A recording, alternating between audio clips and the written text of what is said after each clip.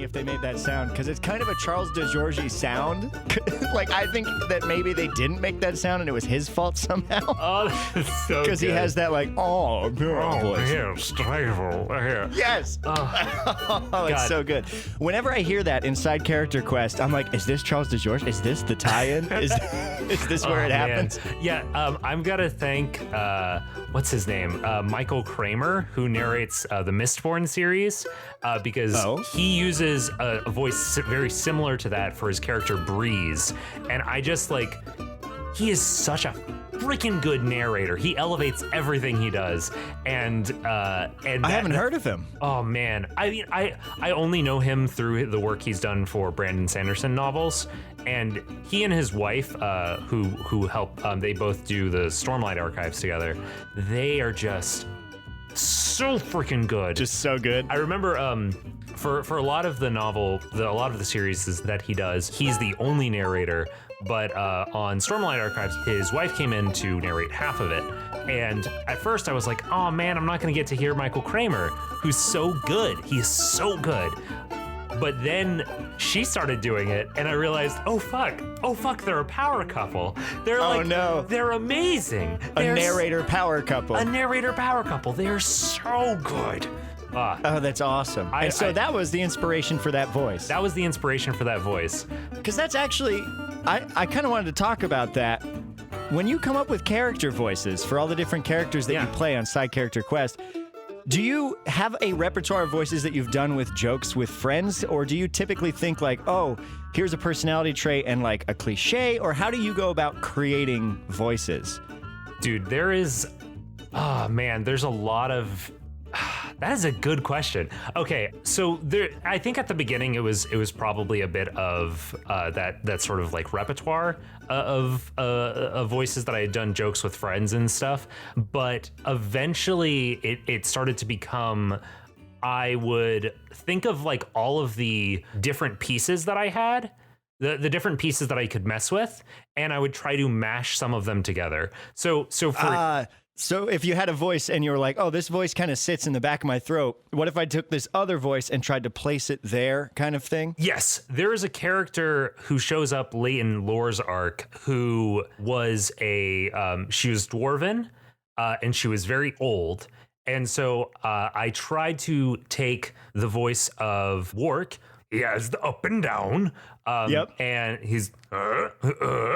and I tried to take Alberta, who was honestly a mix of she was a mix of Pard, the father Pard. Yep. Yeah, it's a mix of that and of like just my general old man voice. So Alberta was those two voices together, and then this character from the end of Lore's arc was a mix of Alberta and Wark, because there's an older dwarf, older human, and then a dwarf, mix them together. So it's an active mashup process that you kind of go through. Exactly. There's another character that's coming up that hasn't been released yet who speaks with a French accent. And I don't know why I decided this, but I decided that the main Dragonborn accent in my world is French. I love that so much, and also because you do a really good one. Oh, that's a hard accent to do. I can tell because I heard all of you. Okay, so you are on WIDK. Yes, my name is Mason. I'm an engineer with the Scavengers Network. I'm a super fan of Side Character Quest, and I'm also one of the hosts of iDunnoRadio. And recently, you guys had an amazing segment where you had a guest from the UK, and you and. So your name is Mason, and you play a character called Fishstick, and then you have... Yeah, and I recently got permission to admit that in public, yes. And you have a friend also on the show named... who's playing the Brofessor, is that right? Yes. I actually don't know if he's allowed to use his name because he works for the state, so there might be a cut around that. I will censor that out. But yeah, you guys were doing a bit where you were trying out different accents, and I remember at the end you guys were doing French, and I was just like, oh boy, these are rough. It's so bad. I can't do it. It's I can't place it. Actually, I don't know if you want to. I don't know if this is what you want to do with this episode, but if you want to give me some pointers on a French accent really quickly. If you had asked me at a different time, like if you had asked me ahead of time, I could probably do it. The problem that I have is that so I had okay, first of all, let me say, I know my French accent's not perfect. No, it's not perfect, but it's good. I will. I'm just gonna say that for anybody that actually like speaks French. But I think that it's one of my better ones. Certainly better than my received English, which is like rough. But the thing is that I had a French teacher in high school, and she had a very very thick accent. And when you're taking a class from someone who has a very thick French accent for a year, you just have to like figure it out. And you hear a lot of words you wouldn't hear from French media or something, just conversational accent. Exactly. And she starts correcting our American accent when we're speaking in French. And so that starts to make us think about it in a different way. Can you at least do our test sentence in your best French accent? Oh, what was it? It was sacre bleu, this bread, it makes me moist. Sacre bleu, this bread makes me moist.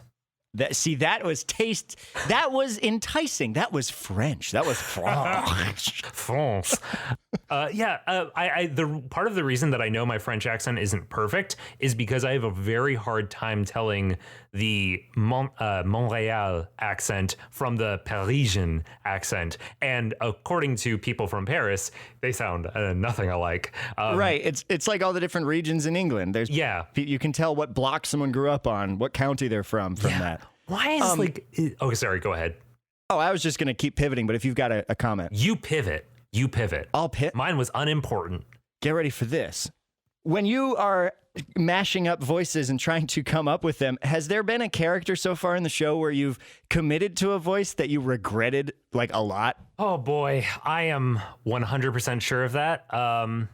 So I while I try to think of a character in the show where I felt that way, I will say in a non-podcast campaign that I've been doing with Eli and Mallory and Daryl, who some people might remember from our April Fool's episode. The game that we've been doing with them, I was playing a character who was a former member of the Empire in Star Wars, and they speak in a very like proper received English. I struggle with that so much. It is RP. With RP, it is so hard. Received pronunciation, sorry. Yeah, that is a hard one. I don't know. I don't have a great one either, but something that I did a show. I did The Importance of Being Earnest once, and we had a voice coach doing that. And she said to do RP, you have to imagine as though you're speaking through a door jamb because it's very, very vertical. That wasn't even RP, but like keeping your like think fish mouth and don't like. What was the tip she gave? Very vertical. Very vertical. Very vertical. The Prime Minister. Well, I always want to like switch to the back of my throat when I'm talking like that. Well, your natural voice kind of sits back there a little bit. Yeah, that's true. Yeah, so that probably influences it a lot, which probably helps with the French because that's a very like guttural, back of the throat kind of voice. Another question about character voices while we're doing this. Do you ever find your repertoire, like, do you ever struggle with I know there's a couple of times where you've been like, oh, I got to come up with a voice for this person. And so on WIDK, to relate this to sort of my own experience, when we do a bunch of fake commercials, and a lot of the time we produce them in-house, which I want to get more people doing them for us because I like that. But also I tend to find like I have expended my entire repertoire and then trying to mash them up is tricky. And I haven't noticed a ton of like repeat voices on your show, and you voice a lot of NPCs. There are a couple that will have the sort of Charles DeGeorge-esque cadence. Yeah. But you do a really good job at not doing that. Yeah. So there's a couple of things that I think about. One is that so first of all, I feel like I'm hitting my limit. I'm getting there. And which makes it a little difficult. But another thing is like really trying to think about those different fragments, thinking about, okay, so just for example, like I can take my old man voice and apply it to any of the other voices, and that doubles my voices. Right. Yeah. And I can take, I can go deeper on any of the character voices, and that doubles my voices. And I can... Those two are physically difficult to do at the same time. Together, old and deep. Well, that is... Wow, that's true, huh? I hadn't thought about that. Because it's deep, and I tried to do one for an ad recently where I was like, I want to be like a big, rowdy old man, and I couldn't. That's so... What good audio that is. Yeah, that is very hard. Yes. Whoa. That is very true. That is hard to do. Buy my CDs. Yeah. Sorry, repeat the question. It was more of a comment, I guess, in that you seem to do really well at not repeating voices. Yeah, I think another part of the reason for that is that I have a good idea in my head of all of the major characters that have shown up in the show. And because I have just like a nice running tally of the characters, I don't think I've forgotten any of them, which makes it easy to be like, oh shit, this character voice that I was going to use is too close to this other person. And so I can adjust for that. So then, okay, so even some might sound the same if I were to go back and try and look for it, but you're really good at separating them within location and whatnot. Yeah. Your GM brain is strong, and your G-memory. Exactly. Like I try not to do too many character voices that would like meet each other. And for example, like I use Southern accents a lot for a lot of different characters. I've noticed, and that's an intentional thing. Like that's not just because that's what I have on file. Right, but it's because the show is loosely based right down in the Georgia. Yeah, it's vaguely like southeastern inspired in the climate and everything, and so right. So there's a thing with accents which people don't really think about, that there's a certain amount of like people associate negative things with certain accents, and I like to be able to do a Southern accent in a context that's not making fun of people with Southern accents. Yeah, no, and if you're talking to someone who's guilty of doing that a lot, you picked the right guest, because that, being from the North, as I am, from up in Vermont and New Hampshire, there is a tendency to do that accent for comedic effect, which isn't fair. So I actually have really appreciated that you do that. And we try not to do that often, too. Yeah. Go ahead. The whole thing about trying to not do the same voices in sort of an area where those characters would meet each other. One more comment, and then it leads me into another question I had. I think my favorite voice that you've done so far is probably Daniel, the assistant to Alton. I just love it. So what inspired that voice before we get to the next question I have? Was it Davenport? Oh. Because it has a Davenport-esque quality to it. It does, and they're both gnomes, aren't they? They are. No, I was trying to. So I don't know that there was a specific inspiration there.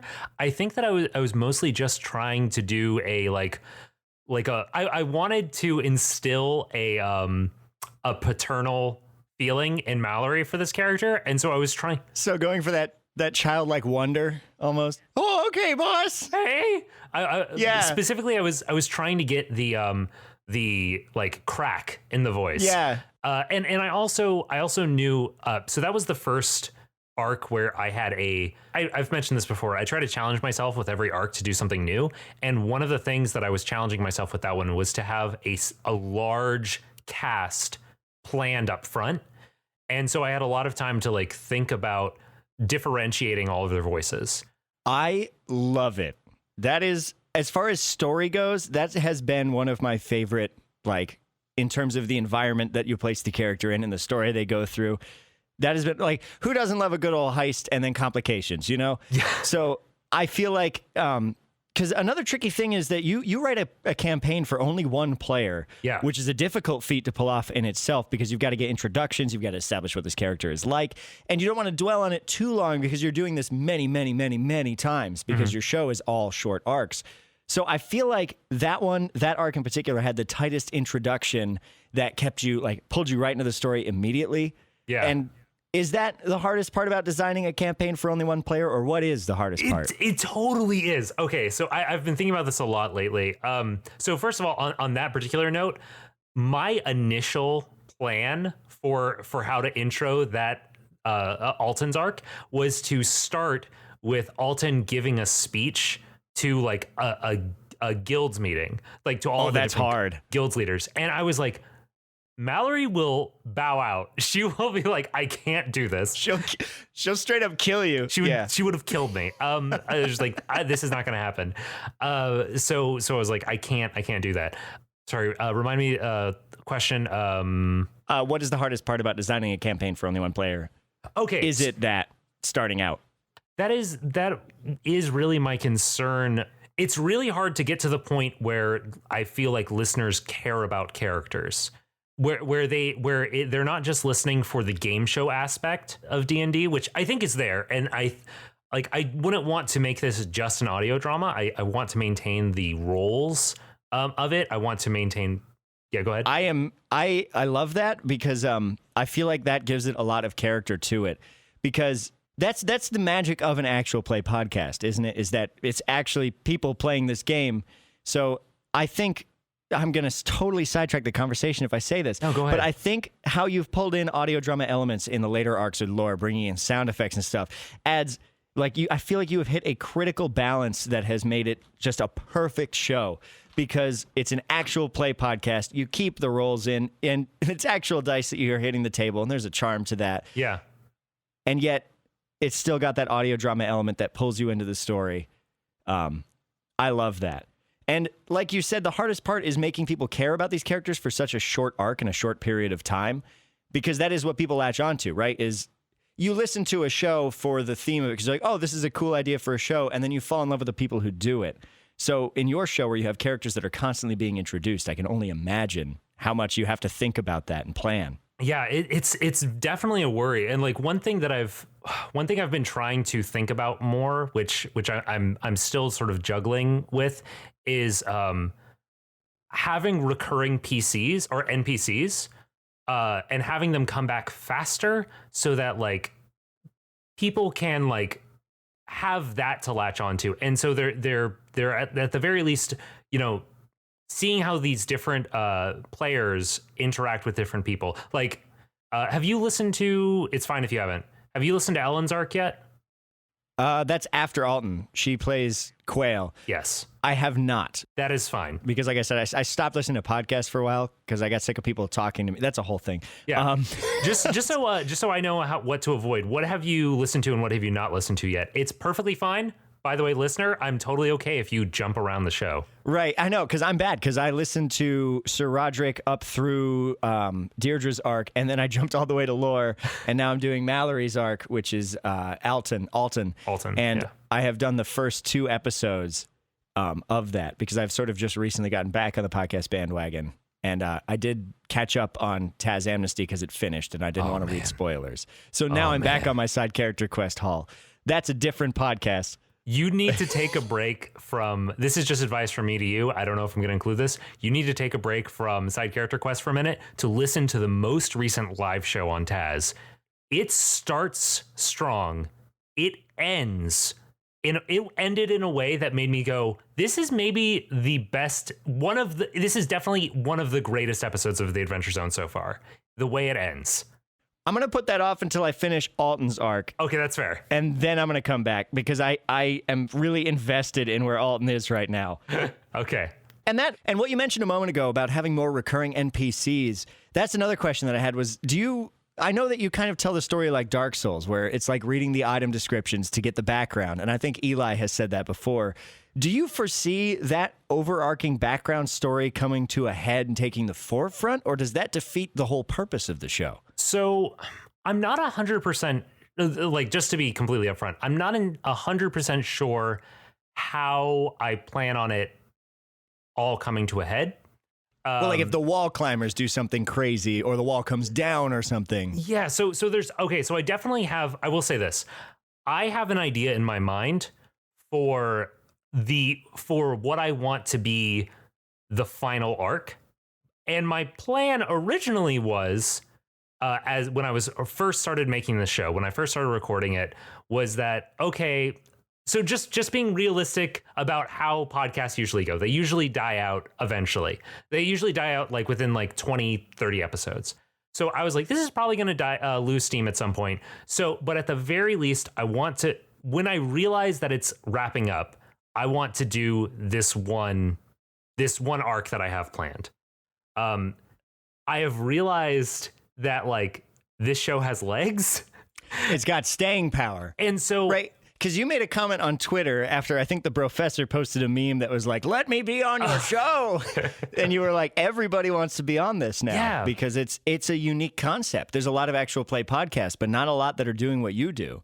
So that's why I don't know if it'd be possible for you to bring the overarching background story without it becoming main character quest, you know? Exactly. Or do you continue it like Dark Souls did and you keep sort of the entire lore under wraps while you just focus on the lives of the people around? Yeah. So what I've thought about is if it becomes clear that the show is like, if it becomes clear that I'm going to have to stop doing the show for some reason, which I will say up front is not on the horizon.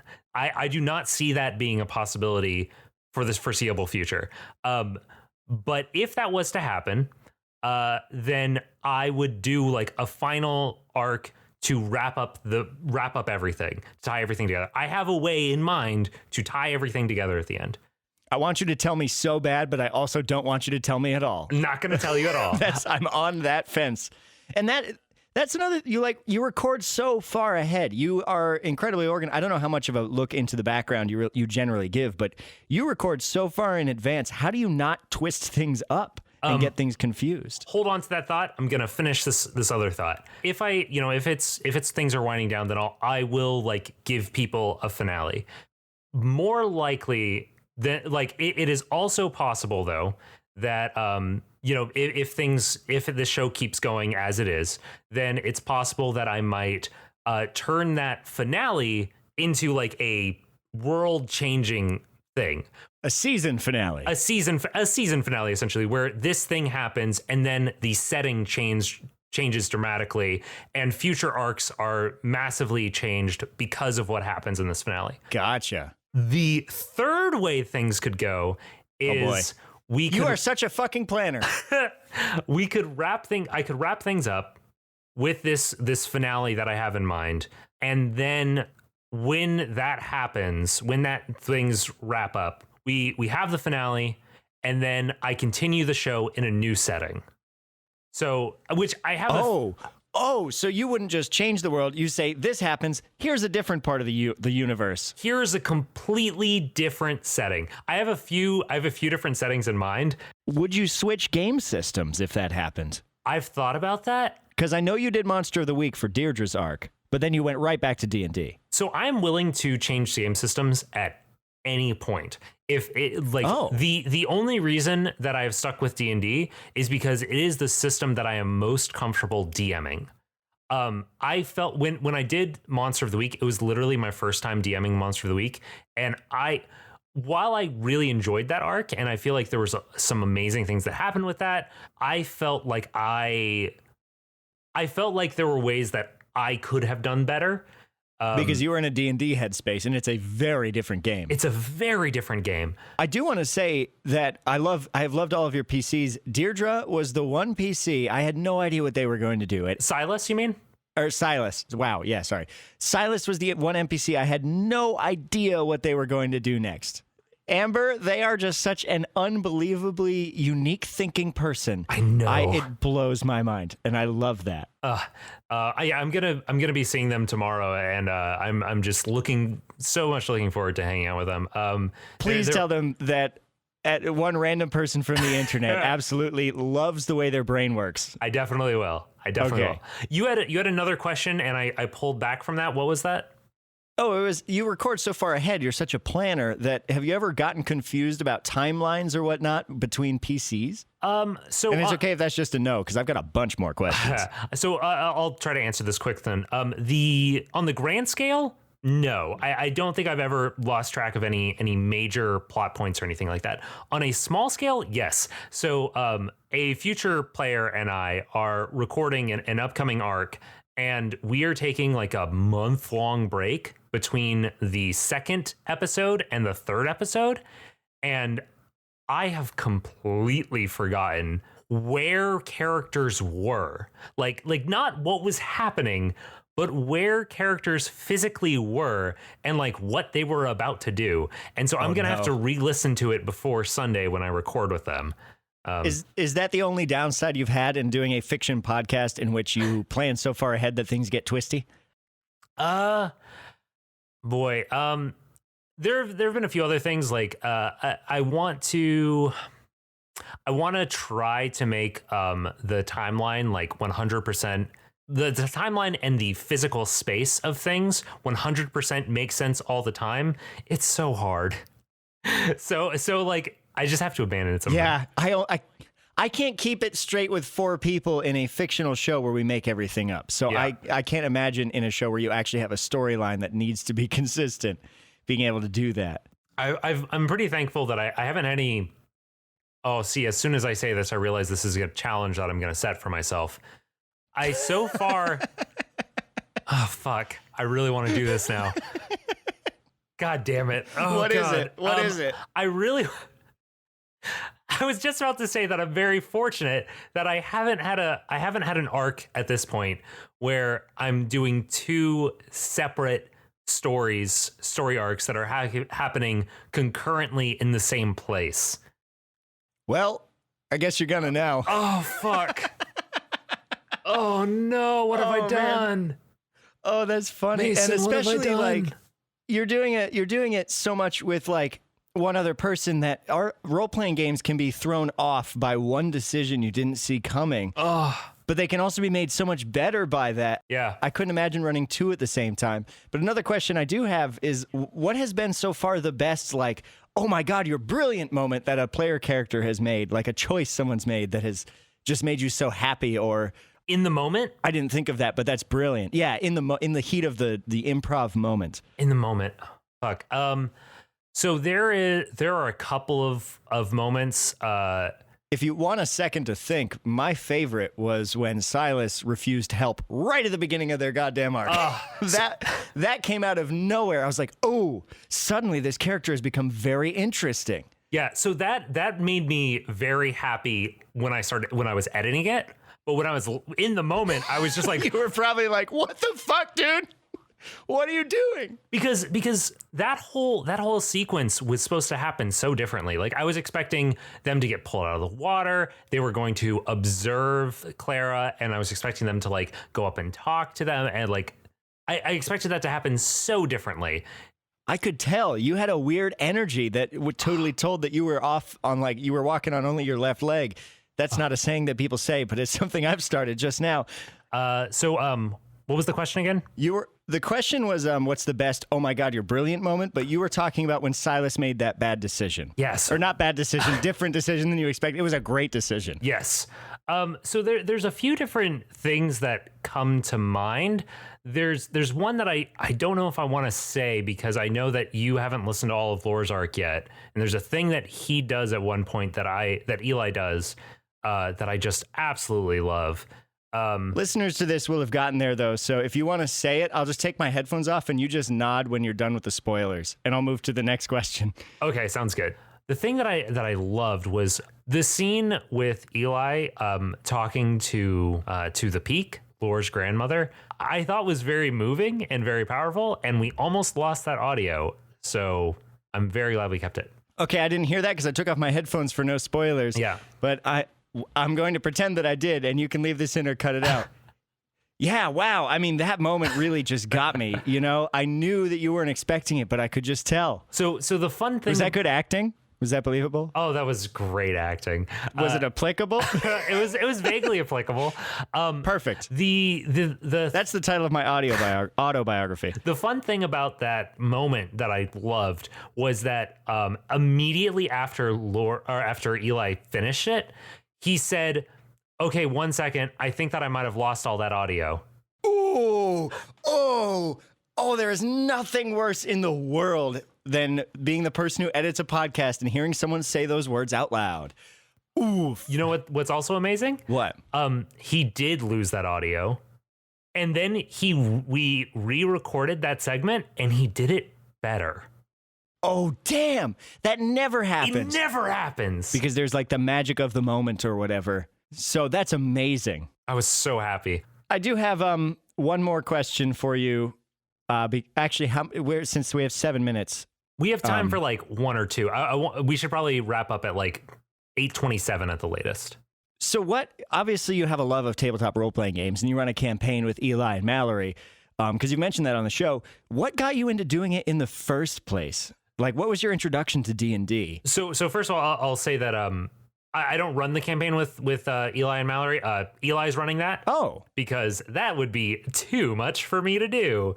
I thought you did. I just thought, you're already crazy for doing what you already do. And I thought you were just even crazier than you are. No.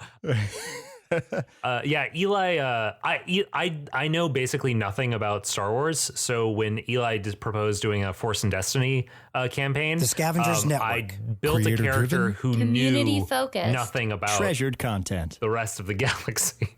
You know what, dude? You told me that. You totally told me that, and I knew that. But yeah, what got me into tabletop role-playing games?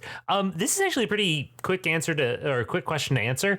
Basically, I was in college, and so I tried it once when I was in like middle school, but I was doing it with my brother, and it did not go well. But in college, one day, Eli just messaged me and was like, hey, I have like 8 or 9 people that are coming over to play D&D. Do you want to be one of them? And I was like, sure, I guess.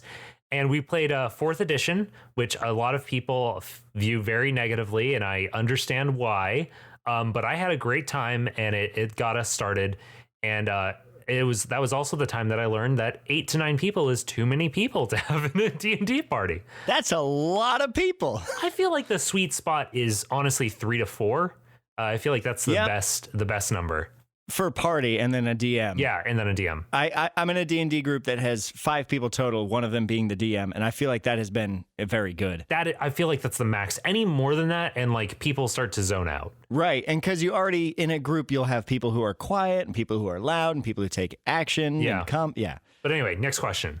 Final question that I have for you right now is, who are the Joy Drops, dude? And why is their music so fucking good? I love it. I love the theme music, and I've been meaning to look them up. How do you know them? Who are they? So the Joy Drops, I had the idea in my mind that I wanted this show to immediately from the drop not feel like a traditional D&D podcast. So I didn't want to use like a mandol, just like ding, ding, ding, ding, ding, ding. Your typical fantasy cliche music. Yeah, and I also didn't want it to sound epic, because by the very nature of what the show is, it's generally not epic. It's very rarely epic. By the strict definition of the word, the colloquial one, I would say it's pretty epic. Well, thank you. So I basically went on to Free Music Archive and just started looking up jazz and swing music. Originally, I was looking for like old timey stuff, but like stuff with like a bit of a recorded on vinyl sound. But I couldn't find anything that felt right that was public domain. So I found one that was like, I found one, and I sent them. I found one in Free Music Archive that, according to the license, I would be free to use no matter what. But just to be safe, I messaged them on Facebook, and I said something along the lines of, this was in almost 2 years ago.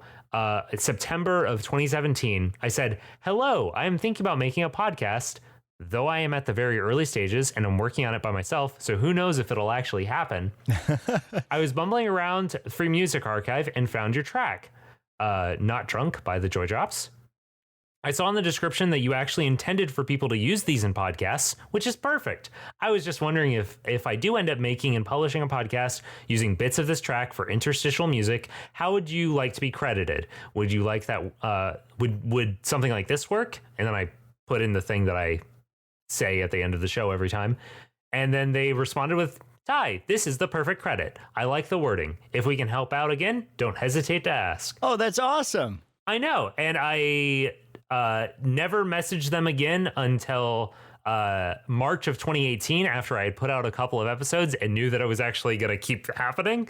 And they just said, that's rad, Ty. Thanks for letting us know. Oh, that's cool. And that's the last time I've talked to them. March of 2018. That's amazing. I love it. The plinky plunk, it's just perfect. It sets a good vibe. It always makes me smile. They're such good musicians. I need to like see if they're still active. I hope they are, because they're so good. Yeah, I love them. That's perfect. Well, Ty, I almost just wrapped this up as though I was interviewing you. Ty, it's been great talking to you about your podcast. Yeah, no, it's been a really fun time. I've really enjoyed this. And hopefully in November, you'll be making a cameo on iDunnoRadio, possibly bringing some D&D to our universe. Yes. Which will be a lot of fun. I'm so looking forward to that. I've been thinking about what my fake radio name will be. Oh boy. I have not decided yet. I mean, I suppose I could just come on as Charles DeGeorge. We'll see. Can you do that voice for a full 45 minutes? I probably, honestly. I slip into it whenever I try to do the bargainer, so like. Oh, perfect. But yeah, man. So we'll see you over there in some capacity. See you over there in some capacity.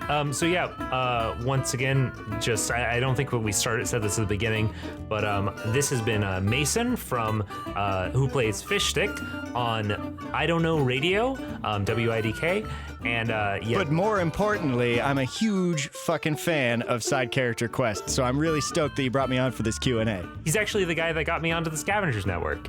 So everybody thank him for that, for me being legit. No, thank you for joining up, because you bring so much to the table. And one last note, I know we got to wrap this up, but one last note is that your audio production value on your show is amazing. And as a super duper audio nerd, it makes me happy to hear your show so amazingly produced. Thank you very kindly, because WIDK, it is a fake, like a parody of a morning zoo, and it sounds like the real thing. It sounds top notch. And so you saying that about me, who does a fly by night haphazard amateur thing, that means a lot. So yeah, man. Nah, dude, it slaps. I love Side Character Quest. I think that's what the kids are saying. It is the slaps.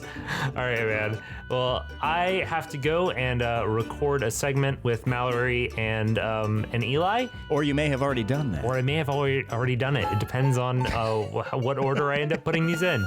But yeah, thank you again, and I will be listed. I don't know how to sign this off.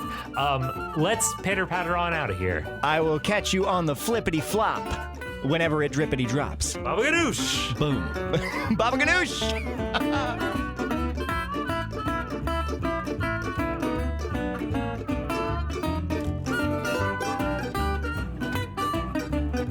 We're gonna try something a little different this time, which is a soft open, where we're just kind of talking until we decide that we are into the show, and then we say like, oh yeah, so this is a Side Character Questions episode. Unless one of you guys had a specific way that you wanted to open, but I assume you don't. Wow, that's pretty hurtful, Ty. So wait, you're the only one who can improv an introduction? I mean, hurtful. I guess I'm not hurtful. I guess it's less that I'm the only one, it's less that I am the only one who can improv an introduction, and more that I'm the one that takes the initiative, and by which I mean, hi and welcome to Side Character Quest. This week we're going to be doing a Side Character Questions episode, and with me today we've got a couple of returning guests. We've got ourselves a Eli. Hello. Oh my God. Hi. He just finished playing the lore character. Are you tired of me yet? And we also have Mallory. Hi. Mallory. Sorry, I'm so afraid to talk because my microphone's making weird noises. Thank you for saying that up front. If Mallory's microphone gets all bippity and boppity during this episode, we apologize. We will try to avoid it. But if it happens, it happens. Fuck it. Deal with it. I will sit in silence as much as possible. No! You are welcome to always talk until I raise my hand to indicate something has gone wrong. So yeah, we're gonna be doing a bunch of questions and stuff. Eli, do you have any questions to start off? Let's just jump the fuck in. Yeah, I thought I'd start with a real, just light, fun one for you, Ty. So this is taking us back to that first arc with Roderick. Just real quick, Ty, how dare you? I dare. The reason that I did that, which I might have mentioned on the show before. So okay, first of all, spoilers ahoy. Be careful. If you have not listened to all of the series, be prepared to find out about things that happen. So when I started planning Roderick's arc, I prepared myself very strongly for the idea that he might not make it through the arc, and the reason behind that was that I've never really put people in danger before in our non-podcast campaigns, and I felt like I needed to. You had this. Eli's having a searching look on his face. You had this exact same. I just recently listened to the last Side Character Questions episode. You did the exact same thing last time, and you realized that no, I've never killed any of your characters. It was always Daryl. It was always Daryl. Yes, we're not going to rehash that conversation here. Maybe Roderick just wasn't that strong. Whoa. Damn it. Ty, can we have a battle royale episode? Roderick versus Alton. I don't think that would go well for anyone involved. What's another question you got? I feel like you didn't really tell me how you dared, but it's fine. Mallory, do you want to read off a question, or how do we want to? Sure, give me like a second. I didn't know that I should have them pulled up. I could ask a question if you'd like. No, I like this one. Okay. For Ty, what? Oh, this question is worded in a way that. Okay. What has been so far the best, oh my god, you're brilliant moment you've had with a player when they've made a choice that you didn't expect or super loved? I'm very sorry to tell you this, but I've already answered that question. Well, fine. Then why is it in this document, Ty? Sorry, I recorded. There was a very small gap of just a few moments. No, don't even worry about it. I'm done. Let me see if there's any others that I should remove. No. Fucking quit. I have a question for Eli then. Oh no. Oh no. I didn't mean that to sound aggressive towards Eli. I got some questions. Who is a character you would like another character to meet? That's a fun one.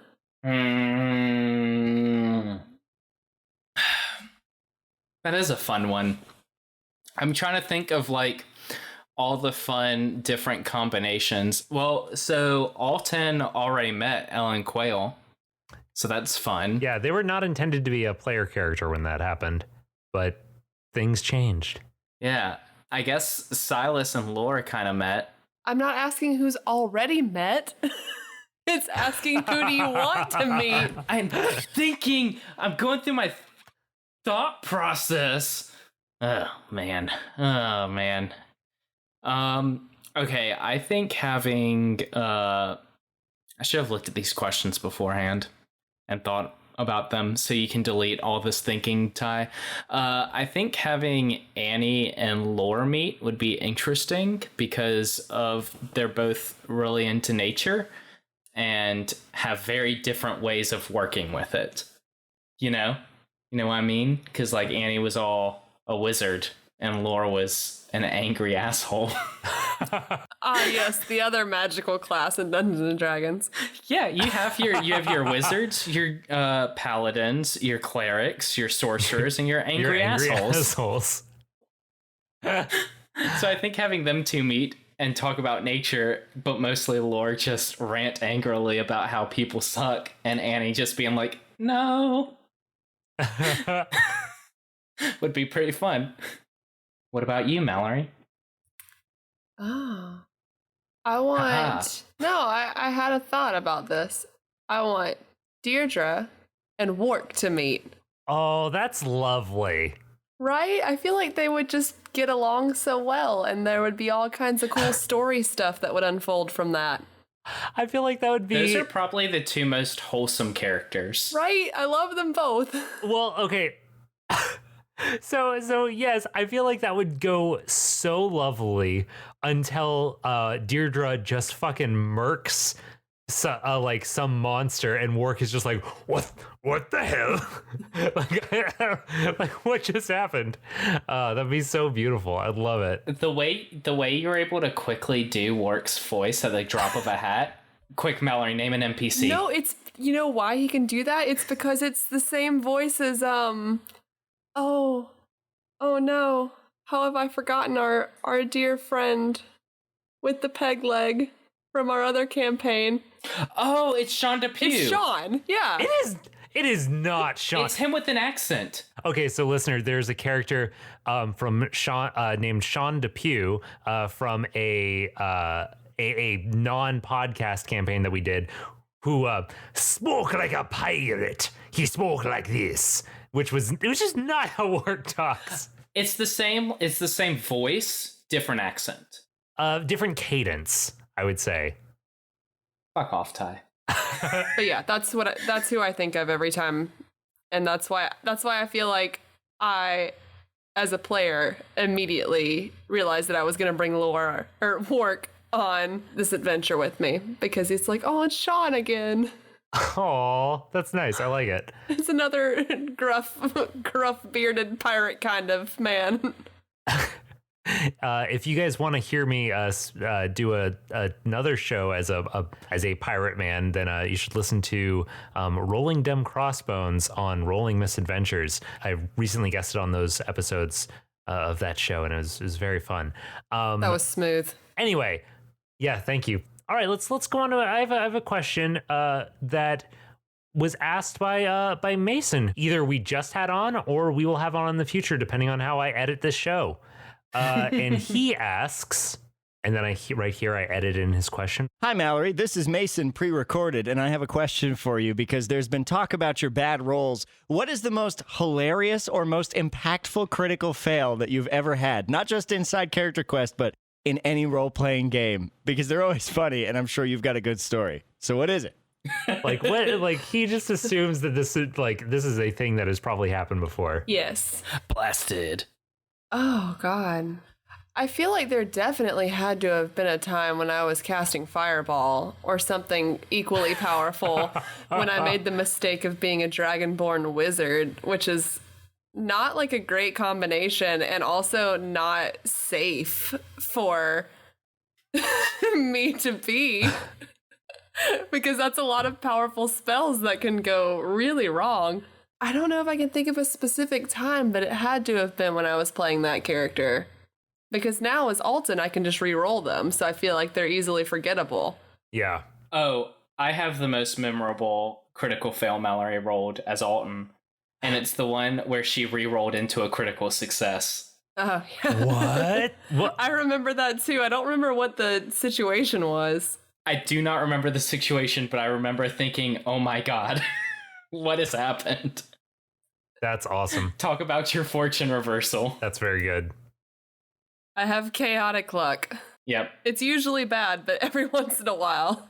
Because I feel like the last episode we recorded with Alton, spoiler alert, I had a lot of really good rolls, and it was scary. Mallory's terrified when she has good luck, because she knows it won't last. Yeah, eventually it's just going to lead to Alton's doom. Is Mallory talking right now? Because I'm not hearing anything. Oh no, I am talking. I can hear. Oh, I'm just getting a blank screen. Oh god. I'm gonna end the call real quick and then rejoin. And here's the bad luck. Should we just record on the same microphone? I guess Ty can't hear me right now. No one can hear me right now. They ended the call. That's fine. This break brought to you by technical difficulties. When you're just trying to record something, but everything goes wrong. Technical difficulties.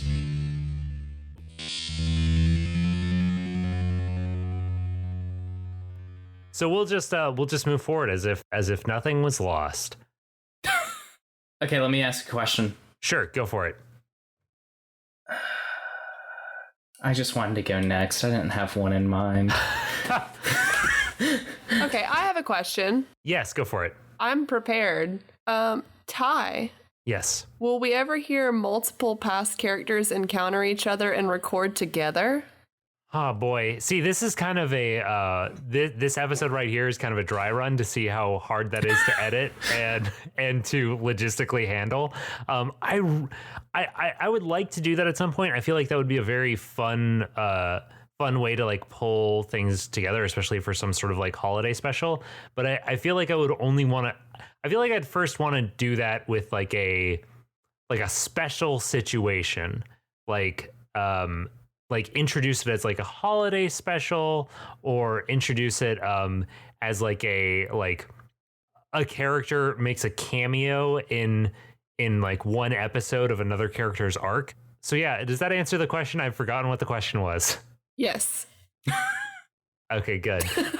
We're fucking killing it tonight, guys. I have a question based off of, so I listened to the last side character questions before recording this one, or I listened to bits of it. Eli, do you still hate pumpkin flavored things? Yeah, I'm not a fan. All right. I'm gonna run through a couple other questions from that I had after listening to that. I don't remember that being a question on the last one. Here's another question. Hey listeners, why don't you ever send us any side character nog? Hashtag side character nog.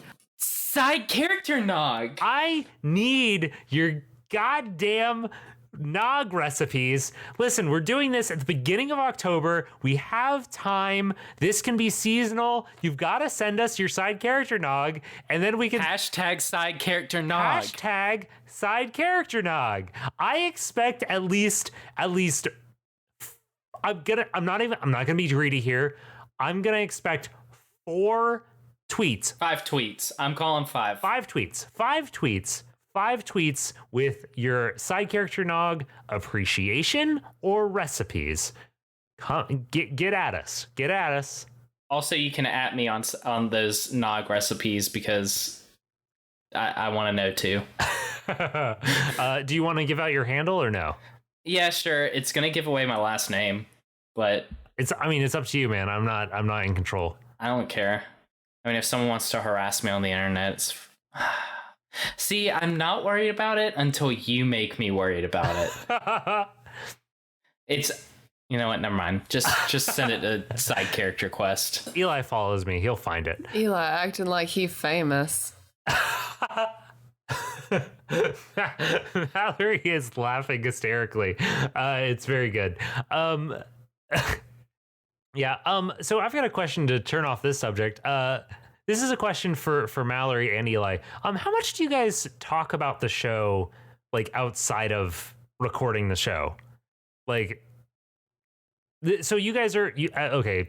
For longtime listeners already know this, but you guys are married and generally live in the same household. So like you have lots of opportunities, but also, you know, this is not all of your life. So yeah. I think because Ty, you and I talk about a lot of stuff, and I try to not tell Mallory anything that would be a spoiler. Okay. And I try to not listen to anything that Mallory might tell me that is a spoiler.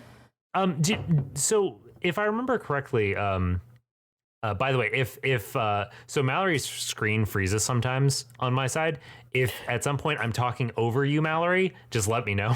Mallory's screen does not freeze. She is stone still. Okay, cool. So I think that you guys talked when Mallory was initially creating Alton. Didn't you guys like talk a lot about that? Like how much of Alton's character like was pre-planned, and how much of it was pre-planned from Mallory versus how much of it was pre-planned between the two of you guys working together? Ty, it's super adorable that you think that I put a lot of pre-thought into character design. You should know better by now. It's my least favorite part of this. But no, Eli helped me. I asked Eli a lot of stuff about Alton specifically because he had been a rogue for our 4-year-long campaign. So he helped me with like more of the game mechanics and such. Gotcha. But I feel like I don't know. I feel like I talked to Eli a lot, and I talked to you a lot about it too. I talked to Eli mainly immediately after recording every episode in fear that I have just recorded a boring episode that everyone's going to hate, and then everyone's going to stop listening to Side Character Quest. And that's about it. Oh, so just so you know, Mason, who I was recording, either will record or have recorded a segment with, specifically called out your first 2 episodes as club bangers of just like solid stuff. Yay! Oh yeah, I definitely think that Alton's is probably my favorite character that I've heard, not just because I'm contractually obligated to say that. But I will say, I think my biggest contributions to Alton was I said that Alton was a great name because you look like that chef named Alton. What's his name? Alton Brown. Yeah, Alton Brown. And so I thought that was funny. Another big inspiration from Eli was the ball bearings. Yeah, all about the ball bearings. I was so happy with that. There's no way I would remember all of the things that come in a thieves pack if it wasn't for how often Eli used those goddamn ball bearings in our other campaign. Failed to use. Listen, I did not fail to use the ball bearings. I would use them and then they would be sabotaged by certain members of our party. Until I eventually lost all of them. Anyways, I have a question. Yes, go for it. Since I'm being attacked. Oh, just so you know, both of you guys are welcome to like pivot to another question whenever the fuck you feel like it. Oh, I'm pivoting. Okay. Everyone, get ready for this pivot. All right, Mallory. So I have seen you play 3 different Dungeons and Dragons characters through the years, and all 3 have been very different, have had very different roles. In our 4-year-long campaign, like you mentioned earlier, you were a wizard, a dragonborn wizard. In a shorter campaign that we both played, you were a halfling paladin, and then in Side Character Quest, you were a halfling rogue. So between the mage type character, the combat type character, and the sort of sneaky type character, what was your favorite role to play? Ooh. I mean, obviously halflings are your favorite now that you can re-roll crit fails. Of course. But... Now, granted, they were 3 wildly different scenarios, but still... Yeah, no, I'm also pulling in our Force of Destiny campaign, where I guess I'm kind of more of like a tank in that I feel like I just like being a tank. Because if I've learned anything from RPGs, it's no matter what you're told, you're going to have to fight. I feel like you really like to be the strong silent type. Well, I think the thing is I don't like to lose. At anything ever. And if you're strong in RPGs, you can typically hold your own, whereas I feel like I spent most of Alton's first arc avoiding all kind of confrontation, because if I had gotten in a fight, I probably would have lost. Yeah. Like, Alton's a super fun character, and I feel like he is probably, I've been having the most fun with him as a character, but man, he could really benefit from having a party. I get why Dungeons and Dragons is not typically one-on-one. Yeah. And he's really good at a party. Yeah. Oh. Okay. What's your favorite kind of character to play, Eli? My favorite kind of character? Okay. So, in Dungeons and Dragons, characters I have played include a gnome rogue, the human paladin, the Aarakocra fighter, the dwarf druid, and I played a Minotaur warden back when we were playing 4th edition. And okay, so I don't think that out of all of those that I super enjoy just the straight up fighter kind, because I like to have different things to fall back on. I think I enjoy the more I've played Rangers I think I really like classes like Rangers, and I guess to a lesser extent Paladins. People who have a bunch of non-combat skills to fall back on, but can also hold their own in a combat. Mm-hmm. I don't like to just hit things. I like to be able to do different things, but I also don't like. I don't think that straight up magic classes are for me, because there's a lot of weird rules when it comes to magic, and it's hard to keep all those in your head. It's almost like you just completely disregarded all rules of magic in Lore's arc. I hold to it. All kinds of different breaking rules of concentration spells and, there's no rules on casting that. time and, No. I'll fight you. Come in here. We'll fight.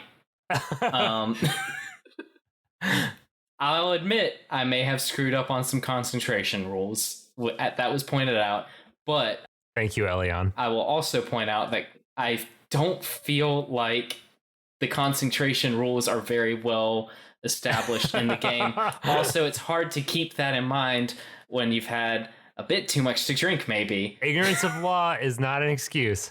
I've read the whole player's hand. I just feel like if you have concentration on a spell, then you should not also be able to have concentration on another spell. But this is an argument that Eli and I have had. In my defense, it was the same spell. For a very long time after I listened to that episode. Which I feel like says a lot about this show, but also your marriage. There are rules. I like playing a character with. No one asked you, Ty. Hey, Ty, I was gonna ask. I like playing support characters. I like playing druids and bards and stuff like that. Characters who have like really weird and very situational spells. So there was a character I created once that was a bard, and the specific idea was that they would pretend to be the servant of this old rich person, but the rich person didn't exist. It was all an illusion, like literally an illusion that they would either pretend to be or pretend to be near at all times. And like that is the sort of bizarre those bizarre character choices that I like to make. That's what I enjoy. Playing a character who has like incredibly situational, almost never useful abilities. But then when they are useful, they're so useful. Dude, you gotta love those clutch spells. Those spells where it's like, aha! Aha! You thought it was pointless. So here's a question from Elion, and they just want to know, how's everyone's day going? I had a surprisingly okay day at work. Nice. Work has been real bad, but today I feel like everyone just kind of came together. We broke open or popped open a couple bottles of wine at 4:00. What? I work in a wild environment, and I feel like we all just kind of came together for a minute, and I'm hoping that next week is going to be better. So it's been a pretty chill day. Thanks for asking. Nice. Yeah. Thanks, Elion. Eli, what's your situation? Yeah, my day was pretty chill. I had a super slow day at work, which basically meant that I was paid to sit at a random arena for 6 hours and listen to podcasts. So pretty chill day. And then I played some video games. What about you, Ty? My day was like halfway between the two of yours. I had a pretty slow day at work. I was able to like catch up on some stuff, start working ahead on some stuff, and then I came home and played a little bit of Untitled Goose Game before recording some podcast stuff. So it was good situation. Man, Untitled Goose Game, so hot right now that I haven't played. So hot right now. What the fuck? So happy. It's some game where you get to be a goose. I don't know. You get to be a goose, and the goose is very mean to this small English village. It's delightful. What is this on? The Switch. The Switch or also the PC. Oh. I'm playing it on the Switch. I feel like I'm so behind the times. It's like $15 or something right now. Yeah, it's like $15-$20, and it's a very short game. You could play through the whole thing in like a few hours. It's And solid. you're the goose? It's solid. You're the goose. Hey, if you got a problem with Canada Gooses, you got a problem with me, and I suggest you let that marinate. We gotta leave this world behind. We gotta leave this world behind. All right. Hey, Ty. I'm trying to make a goose sound. It's not working. I was just scrolling very quickly through the questions, and I came across the most important one. Yeah. If you could only use 5 condiments for the rest of your life, what would they be? Oh fuck. Oh boy. That's so many condiments. Are there more than 5 condiments? Eli, some people eat food. Eli doesn't like flavoring his food. Like it's a legit thing. Okay, no. I don't like most condiments. I do like some, and I love flavor. There are different ways to flavor your food. You just cook it right the first time. That's fair. I feel like, Ty, if you want to answer that question, then fucking rock it out. But I actually did find a question that I'm curious. I mean, I'm curious about what food you like too, I guess, but I'm more curious about this other question. What do you want to get out of the experience of running this show? Paid! Bum, bum, bum, bum. Oh my God. No, genuinely How's not that been going so far? Let's thank our listener Aaron, who has donated a portion that was enough to fund at least a month of hosting of the show. Hell yeah. Hey. Thank you, Aaron. Hell yeah. Hell yeah, Aaron. Nice. But no, what do I want to get out of doing this show? I think like so there's a few things. One is that I think the main thing is I want to want to have like an overarching project that I'm doing in my life. That is like one of the reasons that I started this was that I felt like I didn't have anything that I was doing that was just for me, and that was a thing that produced cumulative results, if that makes sense. Mm-hmm. And then another thing is that this also ties into like why we play D&D in general, is that I want a way to maintain like friendships with everybody. And I feel like D&D having an ongoing campaign is a great way to like keep connections with folks that like you otherwise might lose connections to. And like I value your friendships, and I want to like make sure that they stay here. And I feel like having this sort of like ongoing project is a good way to do that. Jesus Christ, Ty, that makes me sad. That's a great answer. Yeah, and I'm sure there's more to it than that. There's more to it than that, but I feel like that is a good spot to stop that particular answer. Making Eli sad. That's a major goal. No, it's a good answer. I feel like it's a good answer, and I feel like it's relatable for like all the 20 and 30 somethings out there that are struggling to keep in touch with people and like also do things that they enjoy and not just go to work and come home every day. Y'all want to keep your friends? Play Dungeons and Dragons. It's literally the only thing that you can do. Because what else are you going to do? Pick up the phone and call them? Ugh. Ugh.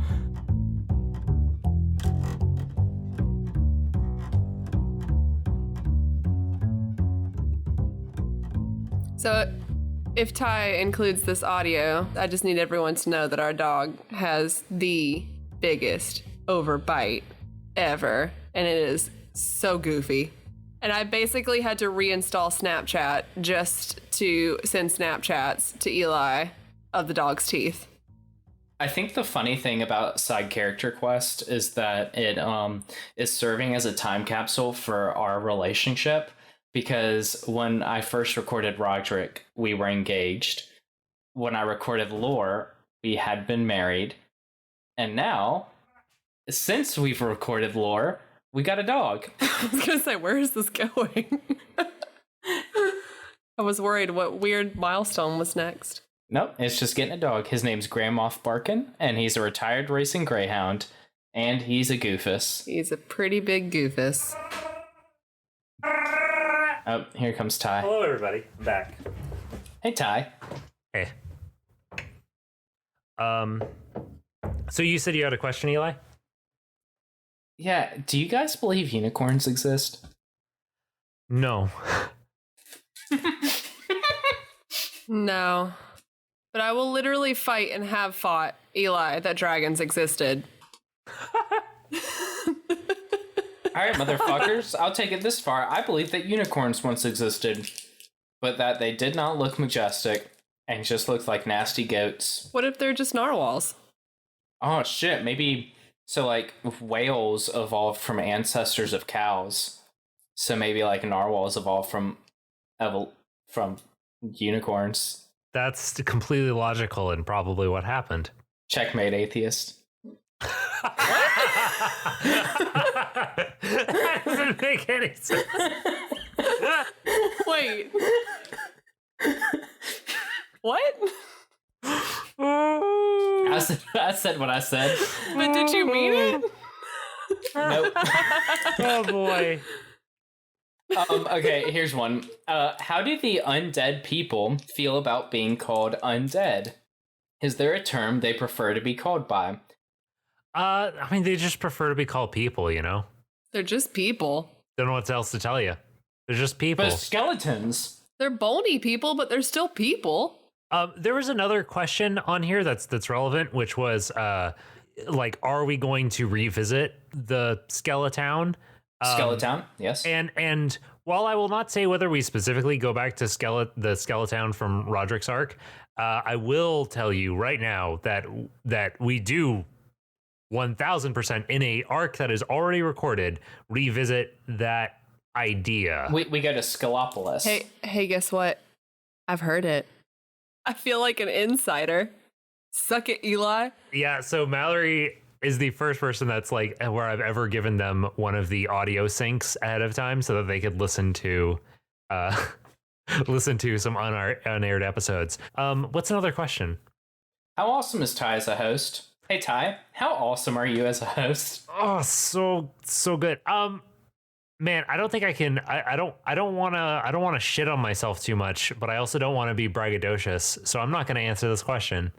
I think that Ty's a super awesome host because I can't. Yeah, like anyone that is capable of carrying a story where I am the other playing character is truly a wonderful storyteller and host, because I cannot stress enough how much Ty probably has to edit out of me just sitting in anxiety and silence.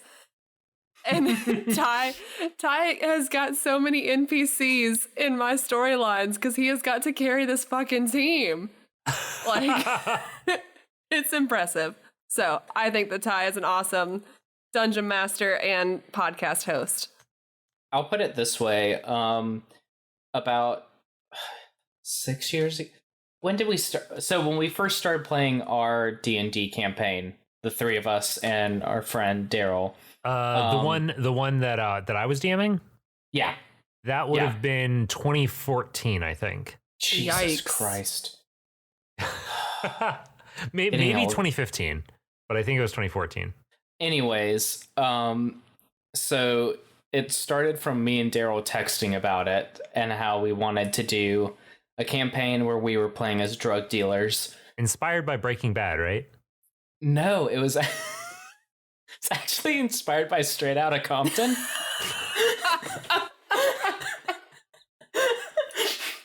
I forgot about that. Okay. It was inspired. It was inspired by Straight Outta Compton to the point where like each of our characters were somehow corresponded to members of NWA. How did I not know that? I don't know. Wait, who was I? Don't know. Dr. Dre. Hell yeah. Jesus Christ.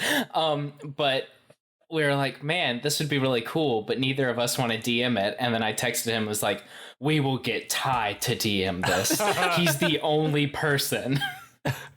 He's the only person who could possibly do this. So, and then we did. Ty, you're great. You're fantastic. Oh, thank you. We're all lucky to have you in our life. I appreciate that. I'm going to pivot to a not no longer Eli and I talking about how great Ty is, and Ty answering a question about the show. Okay, good. Oh, I have two different ones, and I don't know which one I want to ask. I guess we have time for both.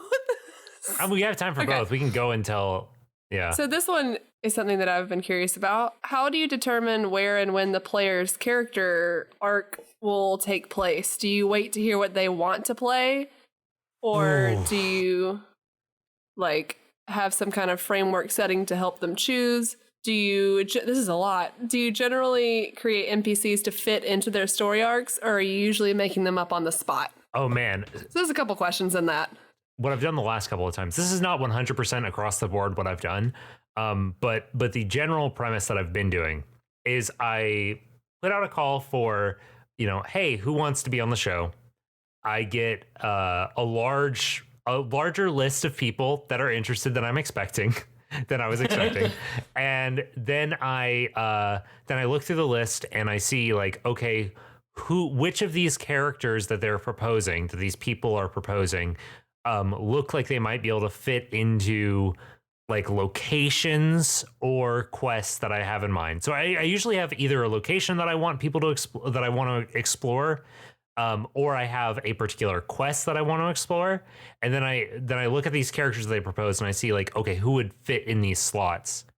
What was the next question? So how NPCs. Do I generally create NPCs to fit into the story arcs, or do I usually make them on the spot? That's about 50-50. So I've mentioned before that with Mallory's arc, I was specifically trying to come up with a large cast of characters ahead of time, which tells you that prior to that, I had mostly come up with them on the spot. And since then, I think that I've usually, in arcs since Alton, I've generally tried to have, like, at least 2 characters planned out ahead of time. But there's an upcoming arc where I very specifically, which you guys will notice because I'm sure I'm going to leave it in. There's an upcoming arc where I very specifically ask the player, like, hey, you design the character for me. You design the NPC. Give me, like, 1 character trait and 1 voiced quality, and that will be the character that I build up for you. And so I try different things every time, as I guess the answer to that. This is not a good, coherent answer, is it? That's a good answer. Hopefully it explains things. Okay. Yeah. Okay. I got you. Have any of these side character quests affected what is happening in the main quest? Ooh. Or are they all, well, I feel like that full stop there, but then or are they all generally isolated? Yeah, so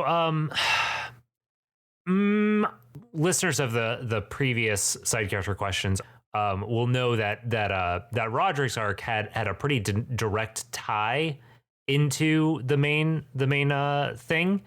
But beyond that, the different arcs have definitely influenced it.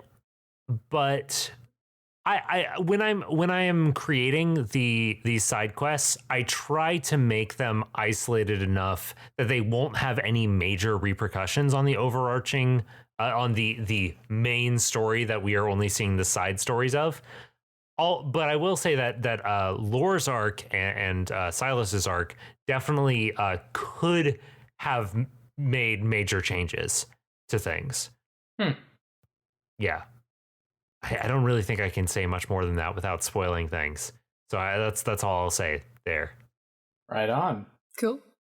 Okay. Sorry, I'm trying to, like, mark the ones that we've asked. Okay. Hey, Ty, can I come on the show?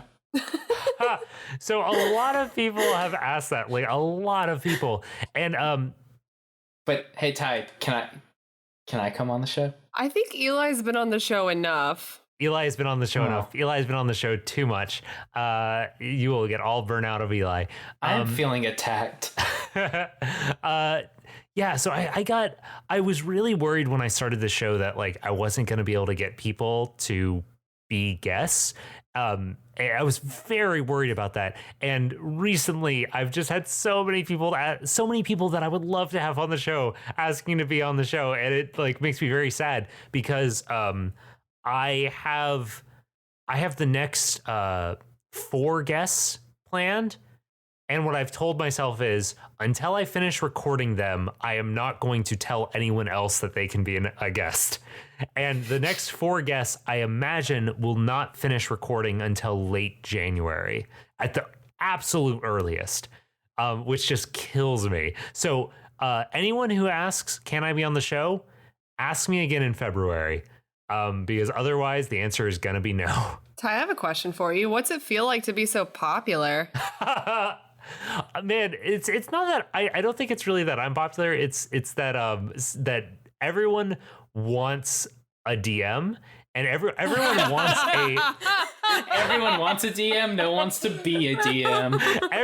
everyone wants a low commitment D&D. And what I am promising that people, is a tale as old as time. I am promising people a D&D game that they have to put in very little effort into and will be over in 2 to 6 sessions. And that no one promises that. Like, no one tells you that that is going to happen. And I'm telling you that that will happen when you come on for my show. And like, so that is, I think, why it is such a popular thing.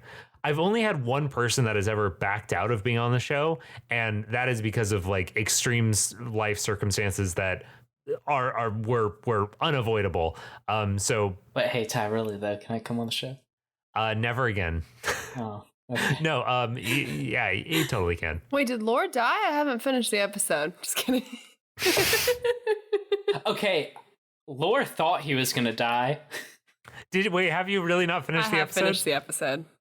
Okay. I was about to say that's a little hurtful. I like how you guys recorded an episode and then ended it, and then we're like, no, wait, actually, let's record a different ending once more with feeling. Oh boy. The ending with Lore. The reason I decided to do that was to really fucking hammer home that this is like actual play, and that this is, you know, this is not an audio drama. We're like figuring this out as we go along. And so like that's why I did it like that. I was like, just teasing, boys. It was very, very cute. Yeah.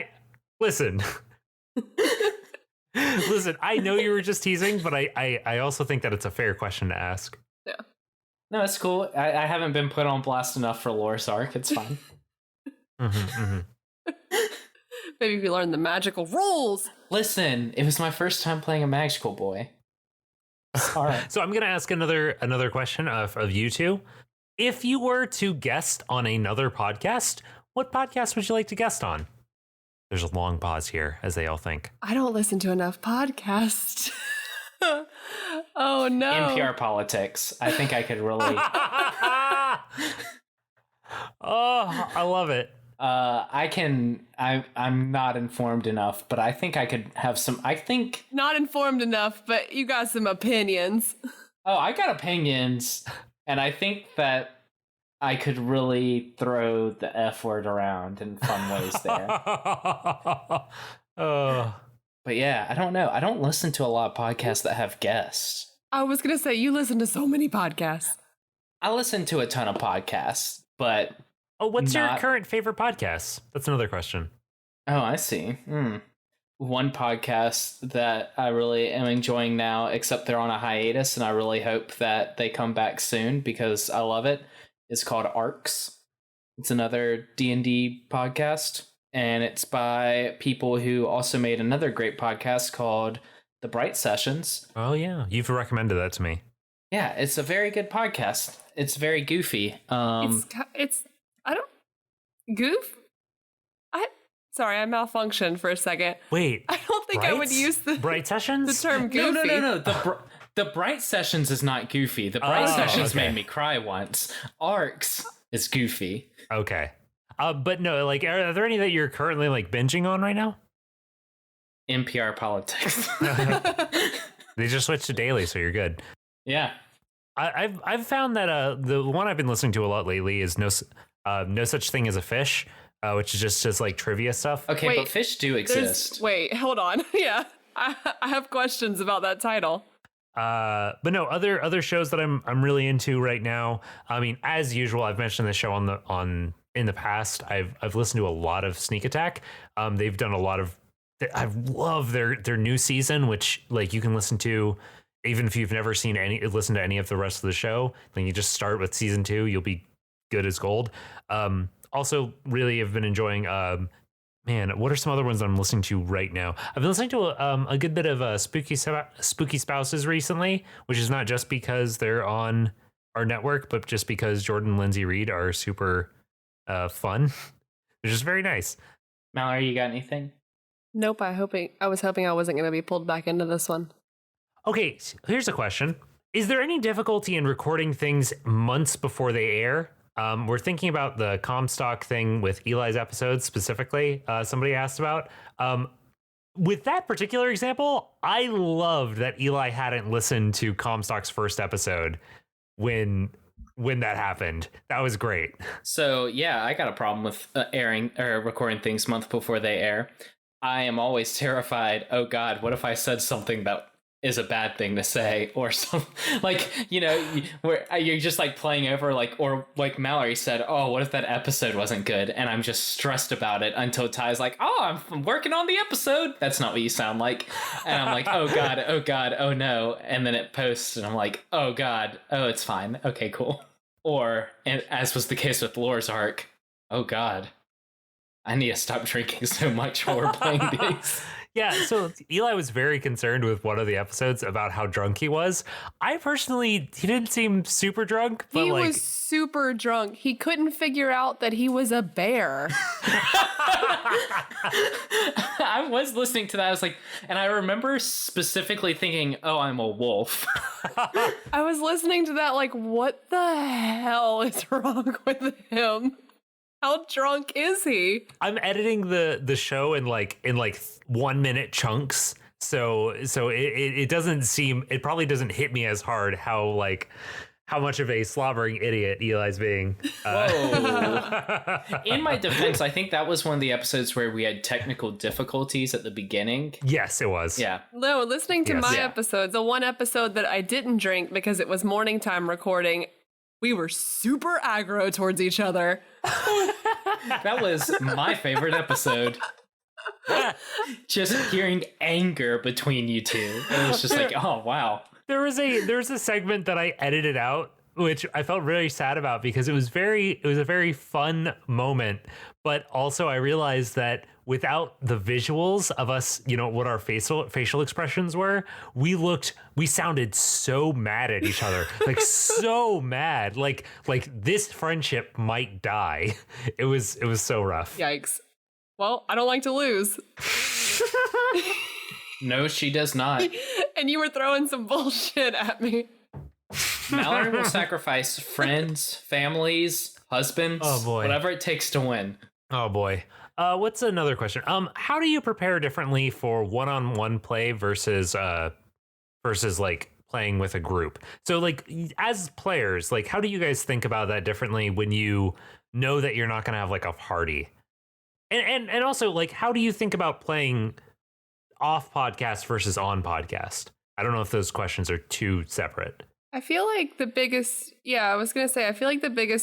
thing, at least in deciding what kind of character I was going to play with one-on-one, I feel like when you play in a group, it's easier to play more of a support character or just like with Alton, I don't know if I've succeeded, but with Alton, I specifically wanted to make a social character. Like, I didn't want to be a character that never interacted with the world around him or, like, never went up and talked to people because I was the only one that was going to be able to do it. There was no one else in the party that could carry that, like, role. I feel like usually there is. So I couldn't be the strong, silent tank. I had to try to actively create a character that I knew would interact with the world around him more. I love it. Eli. So definitely when it comes to on versus off podcast, I feel like I feel the need to explain my actions more. Because like off podcast, it's like, oh, I set this shit on fire. Why? I don't know, because I'm crazy. Whereas like this one, it's like, well, Lord does this because of his trauma, and let me explain the exact trauma that got him this way. Which is just like, I don't know. I feel like also recorded versus non-recorded, I feel like there were several things that I did where I stopped and was like, Ty, if you need me to do something different, I will do that. If you need me to interact with the worst NPC that you've come up with, I'll make that sacrifice for you. Well, hey there, guys. Fuck How off. you doing? I hate it so I'm much. ready to come back for the side character questions episode. Wait, quick pivot, because I'm genuinely curious and also hate that voice. Do other people do that too? I feel like I do that with you because I just am anxious about everything. And I feel like Eli does that because he's just like trying to create like the best episode possible. And also my anxiety is rubbed off on him. Yep. But do all people like ask you that? Like, hey, do you want me to do this differently? Or like, how often does that really happen? Oh, boy. So I think that it doesn't happen a whole lot. So you've listened to a mostly unedited episode that hasn't come out yet. So I don't want to say too much about it. And you probably know if that character if they ask that sort of question. But I think generally people don't. And I think the reason is that because we, you, me, and Eli have all played D&D before, like, I think that you guys can recognize better when I have been thrown for a loop. And I feel like when I've recorded segments with Deirdre, with Elion, with Renee, with Ellen, with all of them, they haven't probably been able to tell when I have been thrown as well. And so like they don't know when they're feeling on edge because, hey, I haven't played D&D with this person before. This is a new experience versus Ty doesn't know what's happening and maybe I should like throw him some leeway. But I feel like I could be wrong here. I feel like whenever this has happened in the past, I've generally just told you guys, no, just fucking go for it. Whatever you're thinking, just go for it. Oh yeah, no, I don't think we've ever changed anything, and you usually don't even edit out the conversation talking about it. I edit out more than you would think. Hey Ty, please edit this out. Yeah, I will edit this out. Does not edit. I edit out so much more than you even know. Yeah, I know like nothing had ever changed. I was just curious. That's a good question. Yeah. All right. So Ty, is there a time, in parentheses, like era, place, or genre you haven't explored in your show yet that you hope to someday, whether it fits this storyline or if it's a one shot? So as far as this setting is concerned, I've considered doing a like long in the past episode, but I've been hesitant because I would want it to be something that would actually have the ability to impact the story, but I wouldn't want it to have the ability to fuck up the rest of the story. So like that is the thing. I've really considered doing something like set way in the past to really like sort of set up like how certain things have gotten the way they are.